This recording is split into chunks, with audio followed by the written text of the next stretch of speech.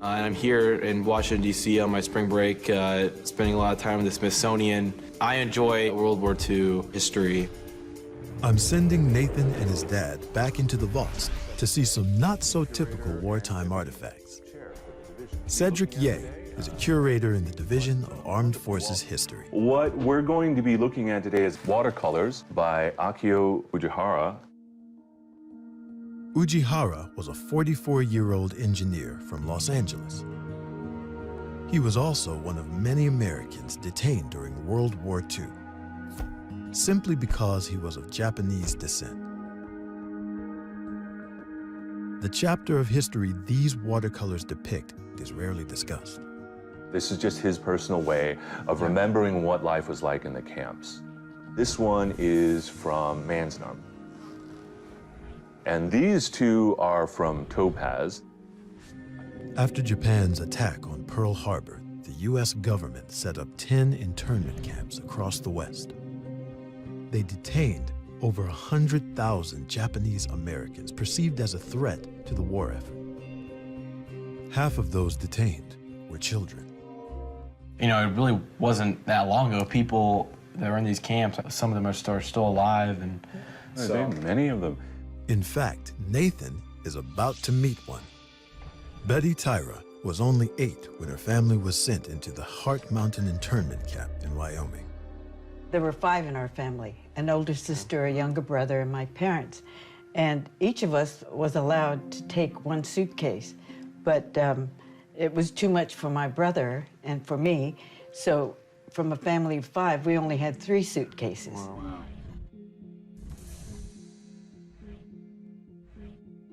Every family was issued a number.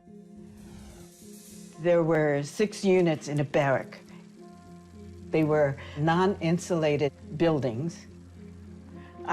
It wasn't even this big, but it had a window on one side and a window on the other, 1 incandescent light. There was no sink, no bathroom, no stove, but it was just a barren room and 5 cots. Yeah, what kind of food did you have? You know, they tried to cook rice, but it was either too soft or crunchy. Mm-hmm. Yeah. And lots of pork and beans. It was Totally not our different. normal diet.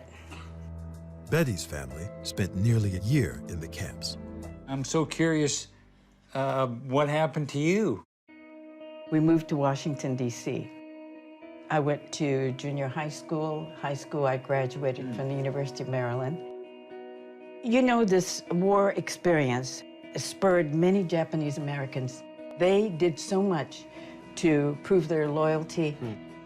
They went to school and they have become very successful people in all walks of life. So from that disaster, I think that it spurred us to become even better people. It also spurred us to become a better country. Ultimately, the U.S. government apologized to Japanese American families for the incarceration.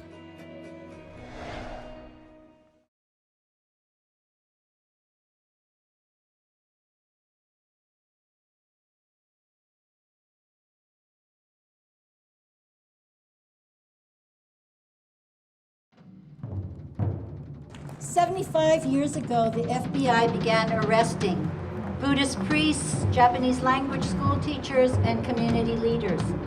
Within 2 months of the U.S. government began the mass incarceration of all Japanese Americans from the West Coast. We knew that some among them were potentially dangerous. This nation was swept up in war hysteria, racism, and the failure of political leadership. My mother would never have dreamed that they were going to be incarcerated for 4.5 years. The government wanted a record to show that this had been a humane process and that there was nothing for anyone to complain about. Dorothea was asked to photograph the evacuation of the Japanese Americans, and her feelings were very different. If we didn't have these photographs, this story would be a blip in U.S. history. You know, people look back and they say, well, these things can't happen again, but I don't believe that. Donald J. Trump is calling for a total and complete shutdown of Muslims entering the United States. It's the same kind of sweeping, generalized characterization of a group of people. Right after Pearl Harbor, the soldiers came to get us.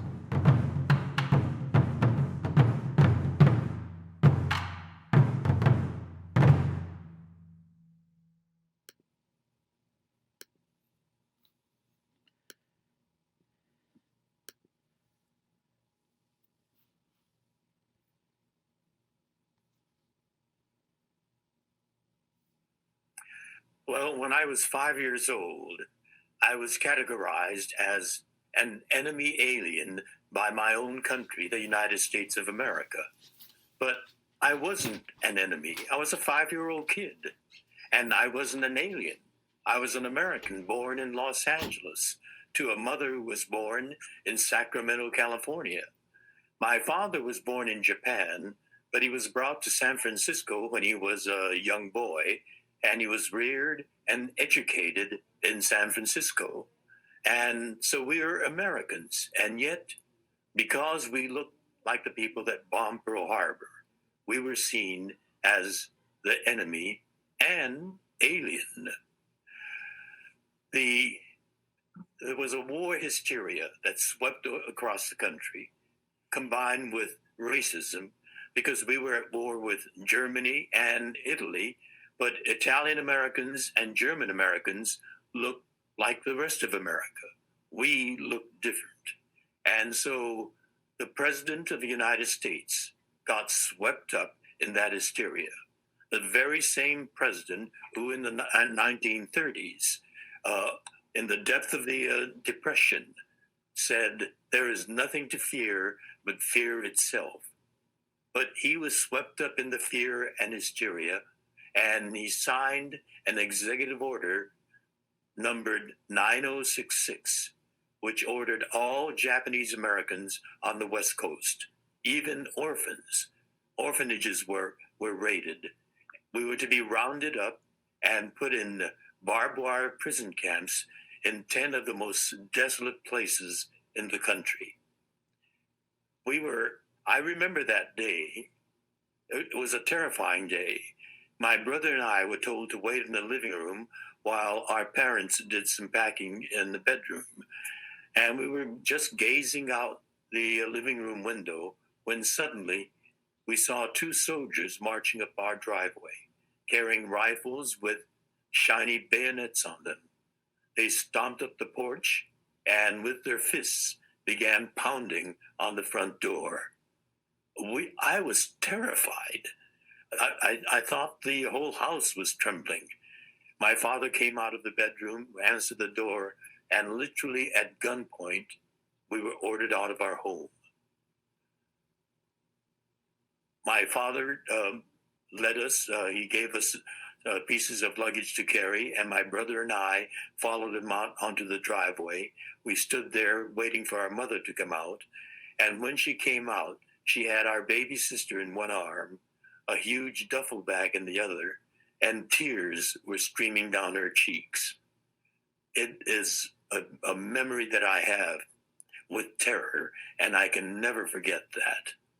We were taken from our home to the horse stables of Santa Anita Racetrack, and we were assigned a smelly horse stall to live in while the camps were being built.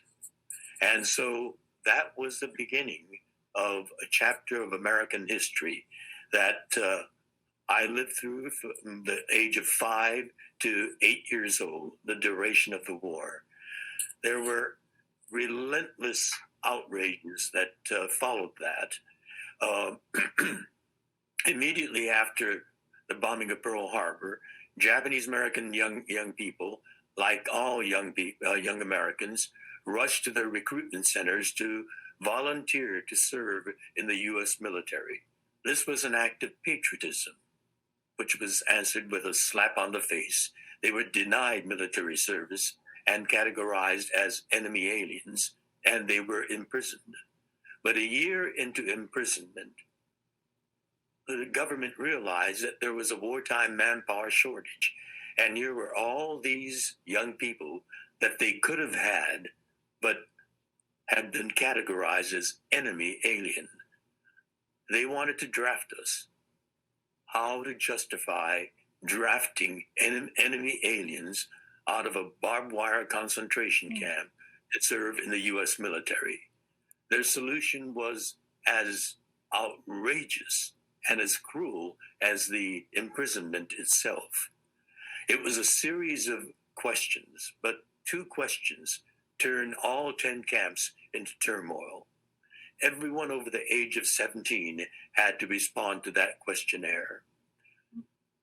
Question 27 asked, and I'm paraphrasing, it essentially asked, will you bear arms to defend the United States of America?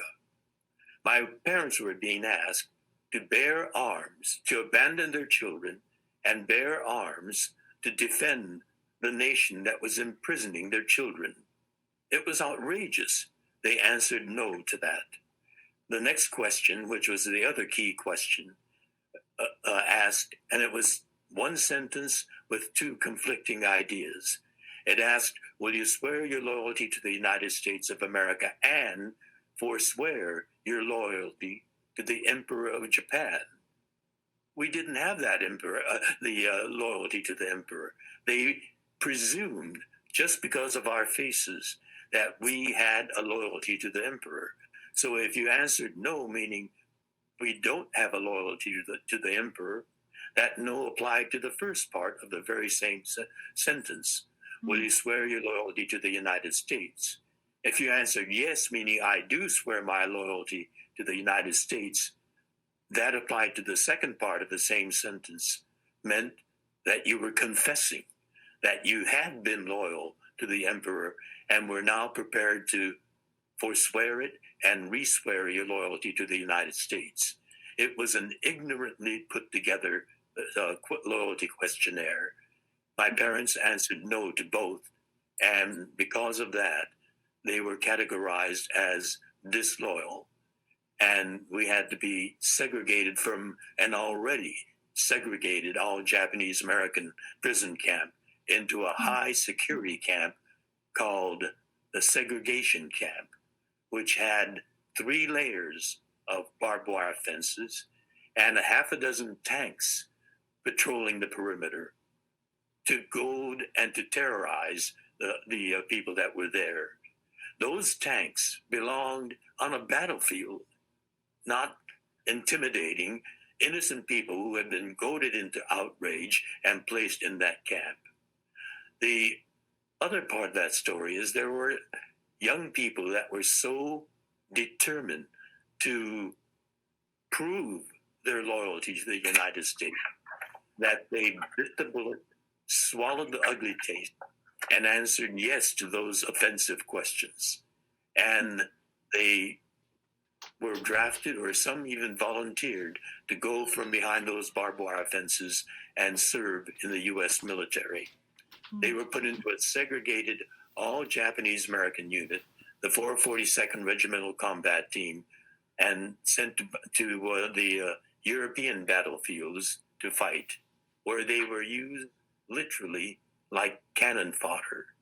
But they fought with incredible, unbelievable courage, and they sustained the highest combat casualty rate of any other unit in the European theater, and they returned to the United States after the war as the single most decorated unit of that war. They were heroes, and they helped change some of the laws that were discriminatory against Asian Americans. But there was another group of young people, and I consider them just as heroic as those that fought on the European battlefields. They said, I am an American, and I will fight for my country, but I will fight as an American. If I can report to my hometown draft board with my family back home, I would be like any American. I would fight for something that I have a vested interest in. I will fight as an American, but I will not go as an internee, leaving my family in imprisonment to put on the same uniform as that of the sentries in those towers guarding over my family. I will fight as an American, which is a genuine American stance. It was a courageous stance. And for that, they were tried for draft evasion and found guilty and transferred from an internment camp into Leavenworth Federal Penitentiary, where they fought on a different battlefield behind those concrete walls of a federal penitentiary. They were insulted, assaulted, but they stood firm. And many of them knew judo, and they taught a thing or two to those people. And they stood strong as principled Americans. And I consider them heroic Americans.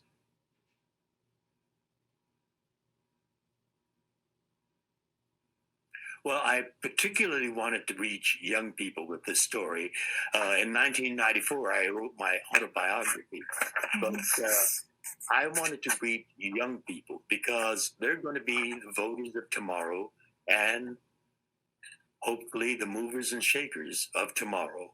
And it's so vitally important that they know the history of this country and particularly know the lessons that we can learn from those chapters where we failed the ideals of our democracy. When I was a young teenager, I loved comic books, and I thought this would be a wonderful way to reach young people.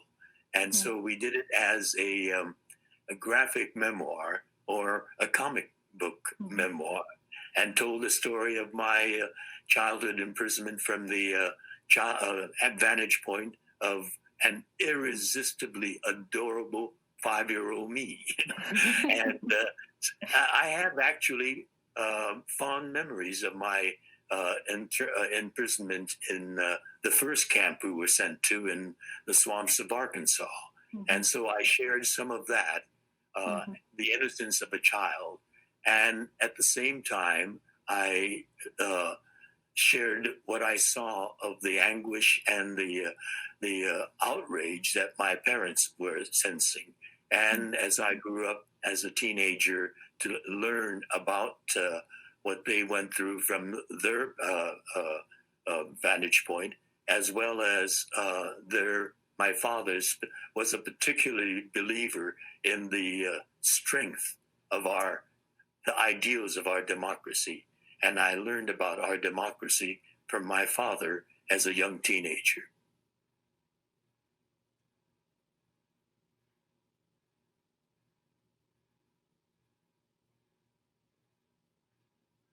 I learned about American democracy from the man who suffered the most, who felt the pain of the failure of democracy the most, but who firmly believed in the core ideals of our democracy.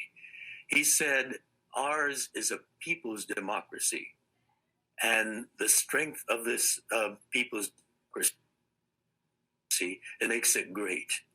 But the weakness of this democracy is the fallibility of human beings, and even great people like President Franklin Delano Roosevelt, who pulled the nation up from a crushing depression, was swept up by. And so he said, and he told me about American democracy, that it's a participatory democracy. But I was a passionate young teenager, and I kept coming back. Yeah, but it was wrong, Daddy. It was against our Constitution. It was against every ideal of our justice system. And so he said one Sunday afternoon, let me show you how it's got to work. And he drove me downtown to downtown Los Angeles. And we went to the Adlai Stevenson for President campaign headquarters. I knew about him from his speeches that I heard on the radio. He was an eloquent speaker, and I knew about him from what my father told me. But there I was in that headquarters with all these other people, young people, middle-aged people, and old people, passionately dedicated to getting this great man elected president of the United States. And I understood what a people's democracy needs. We need to be actively participating, actively engaged in that process.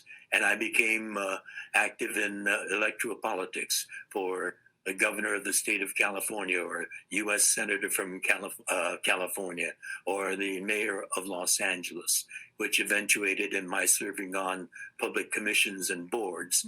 And so it is a participatory democracy, and we have to engage actively to keep it the vibrant democracy that it is.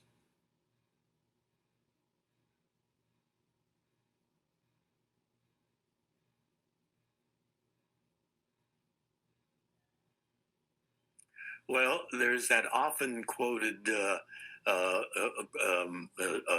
phrase from George Santayana: those who can't remember history are condemned to repeating it. It is so important to know our history, particularly because it's a people's democracy. And as my father said, it's both the strength and the weakness, the fact that it's a people's democracy. We have the capacity to do great things, and we have a history of that. But it's equally important for us to know when we faltered in history. And so we need to know the history of the civil rights movement, or the treatment of Native Americans, and certainly for me, the treatment of Japanese Americans during the war. Innocent people who had nothing to do with Pearl Harbor being scapegoated. And because we still don't know that history, we're repeating it, and under stressful circumstances. And it's understandable. People have lost their jobs. Some people have sold their cars to get some extra money. People are desperate. And when you're hurting like that, you want to lash out, find some person that you can lash out at, to personalize that, to find a scapegoat. And we happen to look like the place where the coronavirus started from. And so Asian Americans, and people can't tell the difference. We're not a monolithic group, Asian Americans. We come from different cultures. Some have been here much longer generationally, and others are newer immigrants. But yet they see us all as the same, and so they lash out at people that look like the Chinese, when the Chinese had nothing to do with it. They suffered it from they were the first to suffer from this. And then we have a reckless, a completely pusillanimous president continually use that phrase, Chinese virus, and he got a blowback from it. It was so intense that he had to make a separate little commentary on his so-called press conference, saying that Asian Americans are good people. We shouldn't lash out at them. But it was too late. He blew the dog whistle, and the haters are now acting on it. And Asian Americans are being subjected to that kind of outrage. They're spat on, they're coughed at, and a young boy in Texas was even stabbed. I have a playwright friend, a distinguished playwright, a Tony Award-winning playwright, David Henry Hwang. And this happened before all this began, but he was walking down the street in Brooklyn where he lives, and suddenly he felt a pain in the back of his neck. He was stabbed, and the sidewalk seemed to turn into a wavy ribbon.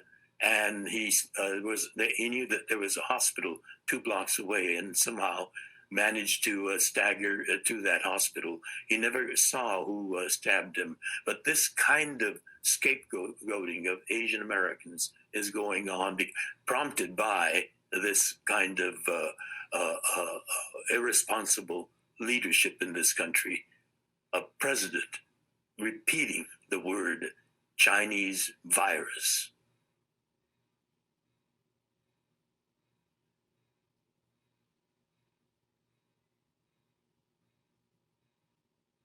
I owe my activism on all these issues. I was active in the civil rights movement, in the peace movement during the Vietnam War, because of a very special man that I had as my father. As I said a little bit earlier, he was the one that went through the most painful parts of the internment experience. And yet, because he believed so firmly in the best ideals, the shining ideals of our democracy, that he wanted to impart that to me. And as I said, he took me downtown Los Angeles and Adlai Stevenson's campaign headquarters. And there, surrounded by all these other people who were so dedicated, giving every moment of their free time, and some even gave up their employment to work in the Stevenson campaign. And so I had my father's good guidance, but also the guidance I got from the people I worked with in the campaign. And for me, for a young teenager, idealistic teenager, it was inspiring and it was fun at the same time. And so I became active in the political arena. But it is so important that we understand that our democracy can be so fragile as human fallibility.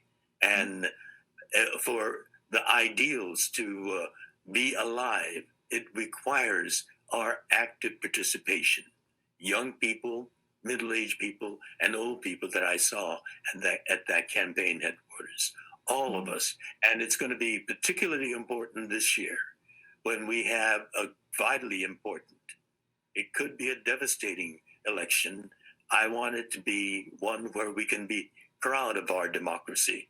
And it's going to depend on so many of you all participating. I didn't have the franchise. I was too young when I was first introduced to the Adlai Stevenson campaign. Finally, when he tried for the third time, I had the franchise. I was able to vote for him. But with no vote, I was volunteering because I understood the importance of our participation in our people's democracy. It is a fearful time right now at being Asian American. And it's at times like this that we need to have that thing called courage. I think it was Franklin Roosevelt who said, courage is not the absence of fear. It is the assessment that something else is more important than fear. And yes, it is a fearsome time, but we can't let the haters, those people that look for scapegoats, to have their way. It's times like this that we have to be the strongest in order to make our democracy really true. So it's counting on a lot of us. And it's that thing that I quote from Roosevelt quite a bit, both the good and the bad. But he said, courage is the assessment that there is something more important than fear. Mm. Yes, there's fear, but we've got to rise above it. Well, I'm going to quote from someone else, and I'm paraphrasing Ken, but it was President Barack Obama who said, change won't come if you wait for that certain person or a better time. Change comes when we become that change. We are the change that we are waiting for. It's we who have to decide that we are going to do something about this challenge that we have. And sometimes it takes guts to say, I'm going to do that. It's a little scary, but it's important. And it's making the ideals of our democracy possible. Those ideals are very fragile.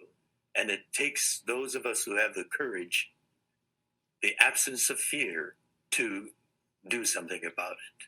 We all have that in us. Well, I joined all the people that have been facing history, because indeed we are facing history today in these fraught circumstances, and we are facing ourselves. It's a challenge to us and to this organization called Facing History and Ourselves. I see you as the conscience of America, to remind us of our past, to shine a light on our present, and to enlighten our way to building the future of our United States. Thank you for all that you're doing. Along with a growing number of infections, the coronavirus is spreading fear and discrimination against Asian Americans. Restaurants and other businesses in cities from New York to California have reported big drops in sales. We're also learning about reports of racist incidents at hotels and bullying of Asian American students. Weijia Zhang visited a struggling Chinese restaurant in New York City. Weijia, what did you learn? Oh, good morning, Anthony. It is clear that Asian Americans are facing discrimination over a disease that does not discriminate. The CDC says Asians are not more likely to contract or spread coronavirus than anyone else. Politicians are now working to combat racism, but one restaurant owner we spoke to said the damage is done. How has coronavirus impacted your business? Tremendous. Ken Lam's family has owned a popular New York City dim sum restaurant for more than 4 decades. You've been through SARS, you've been through swine flu. Yes. Is coronavirus different when it comes to business? Yes. And then when you talk about swine flu and H1N1, we didn't feel anything at all. Lam says he's lost $1.5 million and business is down around 50%. What do you think the reason is? The reason is because Chinese started the coronavirus, but they're just scared to get infected by Chinese people. And they think Chinese people are at a Chinese restaurant? Yes, yes. And it's not just at restaurants. You haven't heard of the coronavirus? So what does that have to do with us? Last month, a man posted videos on Facebook that appear to show employees at 2 hotels in Indiana turning him away. So no Asians can stay here. Why is that? Because of virus. CBS News reached out to the alleged victim but did not hear back. Wyndham Hotels and Resorts, which owns both hotels, said in a statement they are deeply troubled by these incidents as they are not reflective of our values or our expectations of franchisees, and they're treating this matter seriously. The racism has also surfaced in classrooms. In Madison, Wisconsin, school officials say there's been comments made toward Asian students, and they're working to stop those responsible.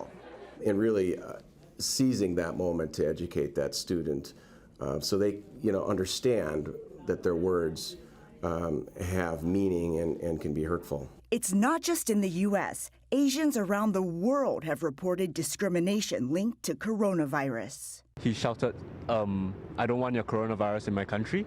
Jonathan Mock is a student from Singapore studying in London. He told the BBC he was walking down the street last week when 4 people attacked him. Actually, such a serious problem that has plagued us for a very long time. There's also been apparent attacks in New York City, posted on social media. Yo. I don't want them under me. Tell them to move. Peter Koo is a councilman in Flushing, Queens, a predominantly Asian neighborhood. Asian Americans are just like other Americans. We are all susceptible to virus. In other major cities across the country, politicians have tried to combat racism and misinformation. There's been a lot of xenophobia against folks who are part of our Asian community. Showing support at rallies and by dining in restaurants. But Lam worries the road to recovery is a long one. It sounds like corona is crippling businesses. It's crippling communities. It is. Do you think the damage is done? The damage is already done. It's already done.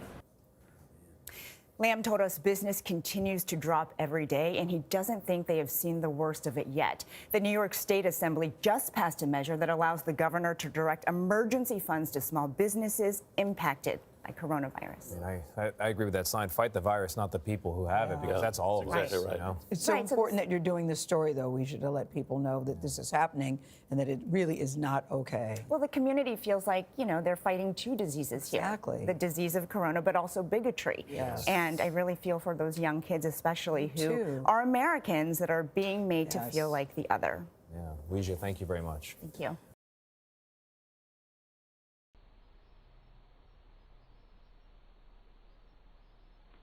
In our last lesson, we had seen how to solve linear equations using graph. In today's lesson, let us further dive into explore about the existence of solutions to any given linear equation. Have a piece of paper, a ruler, and a pen or pencil ready to do a very short warm-up activity. I will pause the video for a few moments.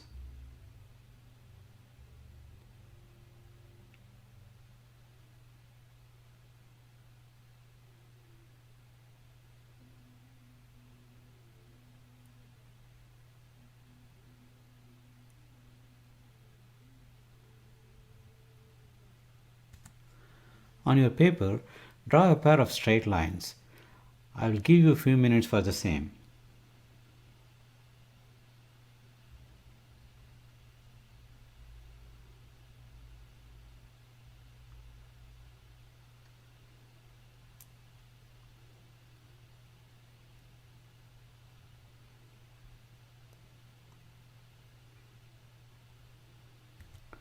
Let me show mine for demonstration purpose. This is what the pair of straight lines I have drawn. Okay, let us keep it on the side and move to the next. So no matter who draws or how it is drawn, the two lines would be categorized into one of the three types given below: intersecting lines, parallel lines, coincident lines. So these three pairs of lines can be drawn in a number of ways. Typical intersecting lines may look like this. Typical parallel lines may look like this, and coincident lines, basically one on top of the other. Now categorize your pair of lines and keep it on the side. Based on my drawing, the pair of lines would be categorized as, I don't know, you might already said something, but based on the way I have drawn, it looks like they don't have point of intersection, but at the same time we can conclude these are either parallel lines or coincident lines, because they are not one on top of the other and the distance between them is not the same. So this has to be intersecting. Where they intersect, see, if you extend these arrow marks, means they goes either direction endlessly. So if you extend the line, they do intersect here. So these two are intersecting lines. Now this is the exploration. As I said, we want to see the existence of solutions for linear equation. I have three different equations. Before we go ahead and solve these using graphing calculator, let us review the steps involved in how to use the graphing calculator to solve these. So last week I just demonstrated this. Now I listed everything with the steps. So these are the same step for TI 82, 83, 84 family. Your given equation is f of x is equal to g of x. As soon as you turn on the calculator, you go to equation editor by pressing y equals, clear any existing equations. Your first equation is the left hand side, which is fx. Second equation is right hand side, which is g of x. Then you press the graph buttons to see the graph, and while you see the graphs for both of this equation, you are really trying to look for the intersection. If you don't see the intersection, press zoom or use Windows set to change your window size and see the point of intersection. Once if we see the point of intersection, we are interested to find the coordinates. So you press second trace to start with the calculate menu. Under the calculate menu, number 5 is what to find the intersection.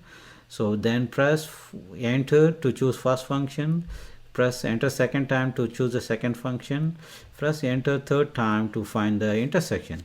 So now when you see the coordinates, x coordinate is your solution and the y coordinate is the equal value of the both sides, the fx and gx. So let us go further and do it. So my calculator is on. So we are going to solve the first one, which is part A. I'm going to press y equals. I have no other equations. So my first function is 3x minus 4. 3x minus 4. And the second function is 2x minus 2. So we are going to hit the graph. We do see the intersection, so we don't want to change the zoom or window set. So we are going to press second trace to start the calculate menu, and the intersect is number 5. So first we are selecting our y1, press enter, then we are selecting our y2, then enter. Now it's ready to guess, so press enter, it gives you the correct intersection. The intersection is x is 2, y is 2. It means the solution is 2 and the equal values of f and g is also 2 here. So we don't care about the y. Basically x is what important. So the solution of this function is x is equal to 2. So you could verify that. See, 3 times 2 is 6. 6 minus 4 is 2. So on this side 2 times 2 is 4. 4 minus 2 is 2. So both of them are equal. So the solution, the x value is 2. Okay, now let us do the second one. So here we had one solution. So when you come to the second, the B, so we go to y equals, I'm going to clear first equation, I'm going to clear the second equation. So my first equation is 5 by 2x, so it is 5 divided by 2x plus 1, and the second function is 2.5x minus 3. So always verify what you typed is exactly the one you have. So now we are going to see the intersection by pressing graph, and I don't see intersection. So now looking at the lines, is there a possibility that they are going to intersect somewhere outside the window? Actually not, because these two are parallel lines. Every place you see the same distance, the vertical distance or horizontal distance, basically the distance between this way. So they are equally placed, therefore they never intersect, and these are parallel lines. So in this case, where there is no intersection, the y value is never going to be same for the same x. Therefore there is no solution for this equation. So B has no solution. So when you come to the third one, again we go back to y equals.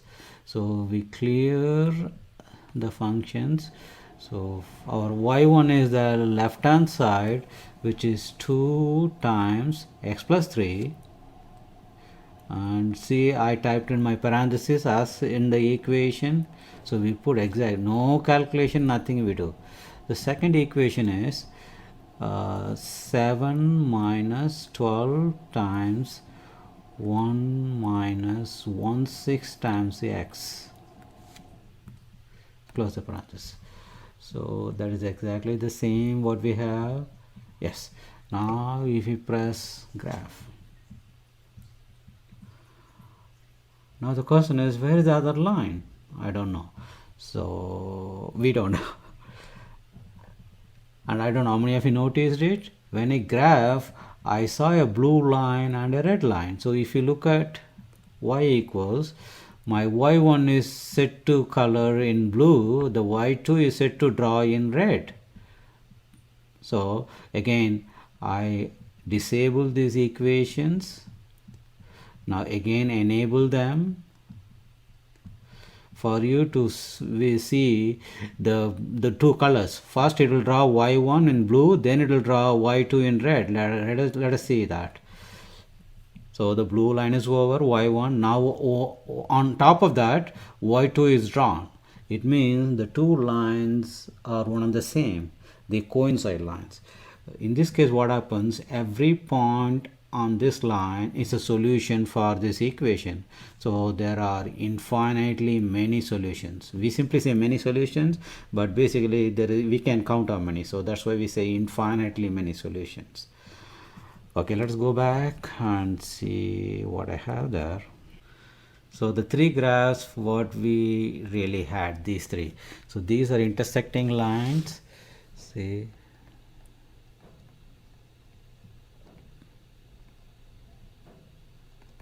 intersecting lines gives x equals 2, so one solution. And these are parallel lines, no intersection, so no solution.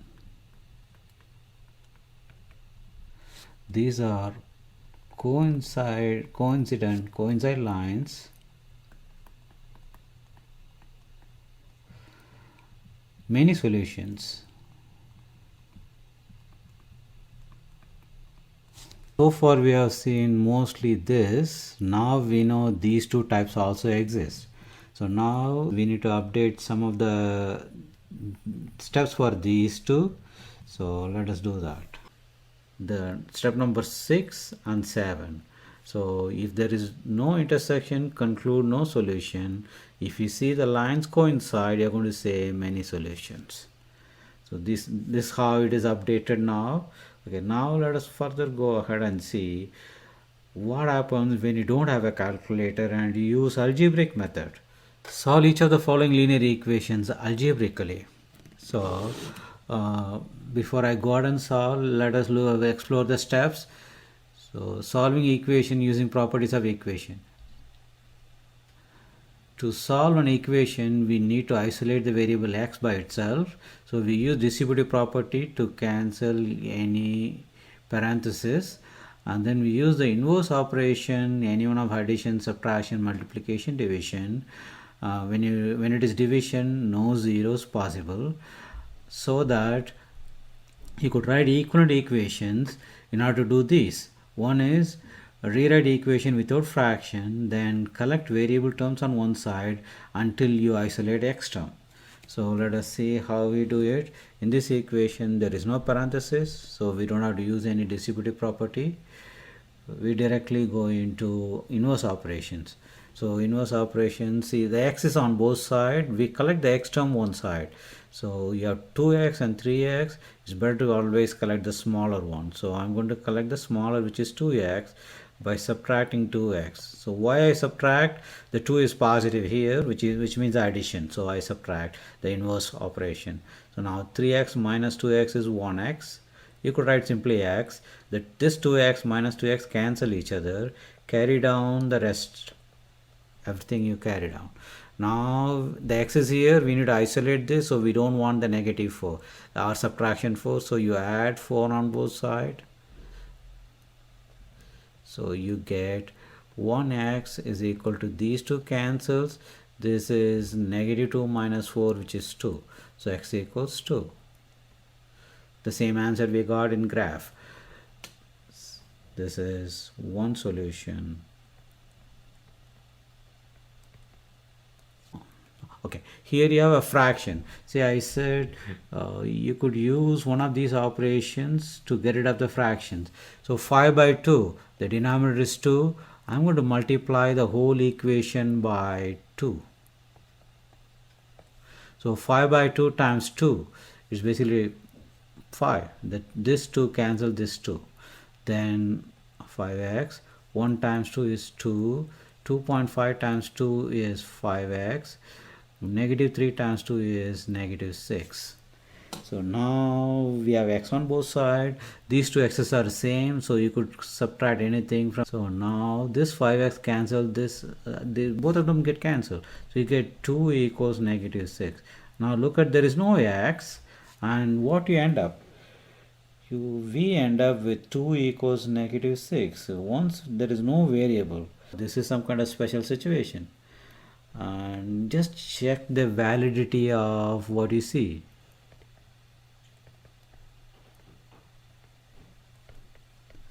Is it true?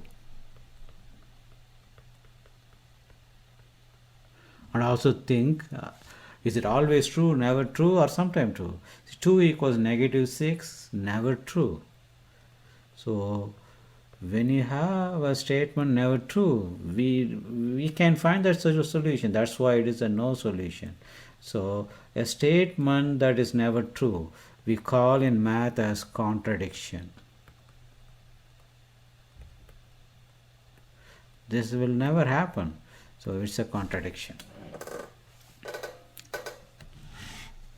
Okay, our third equation, it's 2 times x plus 3 minus 11 is equal to 7 minus 12 times 1 minus 1/6 of x. Okay, we have a couple of parentheses. We have to use distributive property. So first let us do the left hand side. It is 2 times x, then 2 times 3. 2x plus 6 minus 11 is equal to 7. Then this is 12 times 1 minus 1, then 12 times -1/6. So I have this as negative times positive 1. So it is -12. Then negative times negative is positive. 12 times 1/6 of x, that is 2x. Because how many 6's in 12? 2. So it is 2x. Now in each side there are like terms. So you could simplify these like terms. So it is positive 6 minus 11 is -5. 7 minus 12 is -5. Now we have x on both sides, so you could, both of them are same. Part C, we have to solve the equation 2 times x plus 3 minus 11 is equal to 7 minus 12 times 1 minus 1/6 of x. As we have parentheses, we need to apply distributive property on both sides. So this is 2 times x to x, then 2 times positive 3, which is positive 6, minus 11 is equal to 7. This is -12 times 1, which is -12, so minus 12. Then -12 times -1/6 of x, which is positive. How many 6's in 12? 2. So it is 2 times 1x, so it is 2x. Now we have like terms on either side. So let us simplify each of those. 6 minus 11, so it is -5. 7 minus 12 is also -5. So now we are going to correct the x on one side. Both sides we have same number of x's, 2x, so subtract 2x. 2x minus 2x cancels each other, -5 is left over. Here also 2x minus 2x cancels each other, -5. So now we got a situation where no variable exists, no x, and only numbers. So in this case you have to check the validity of the equation. Is -5 equals -5. Never true, always true, or sometime true? Obviously it's always true. So in mathematics, a statement which is always true is called an identity. Like here we call contradiction, where the statement never true. This one always true, called identity. So this means in this equation, no matter what the value of x, this equation is going to be always valid, because this is what end up. -5 equals -5. So x could be any real number. So means there are many solutions. We can't count how many real numbers are there. So we say infinitely many solutions.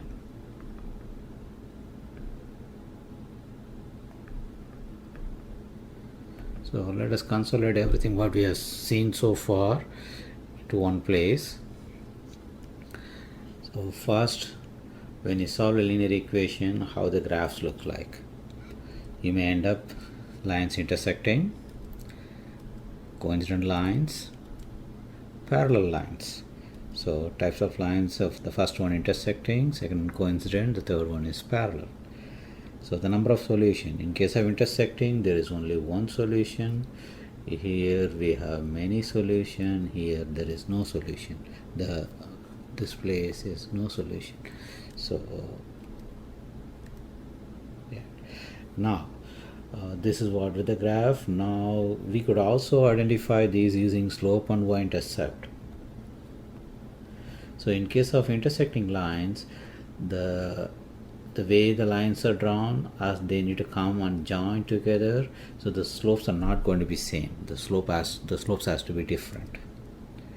So they are unequal slope. And in case of coincident line, the lines are one above the other. They can't have different slope. They have to be same slope. And in case of parallel lines also, the rise and run should be the same in order for them not to intersect.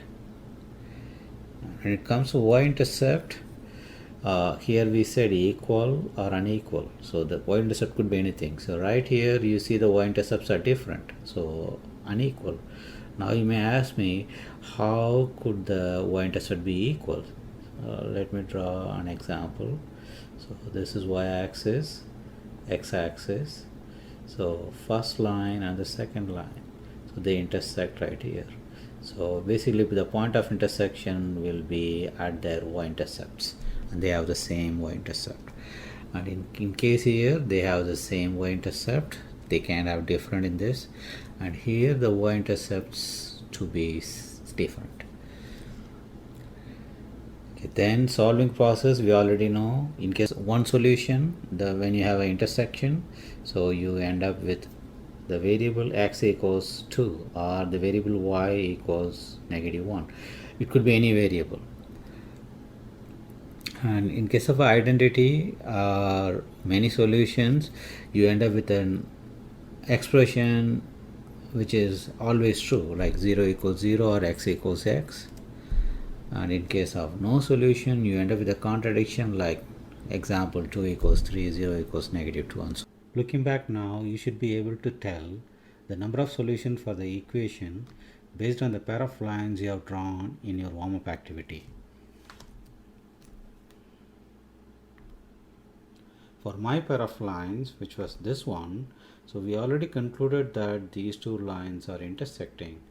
Therefore, if you think of a line that represents this graph, like f of x equals g of x, no matter what could be the expressions, as long as they represent this pair of lines, then the equation should have only one solution.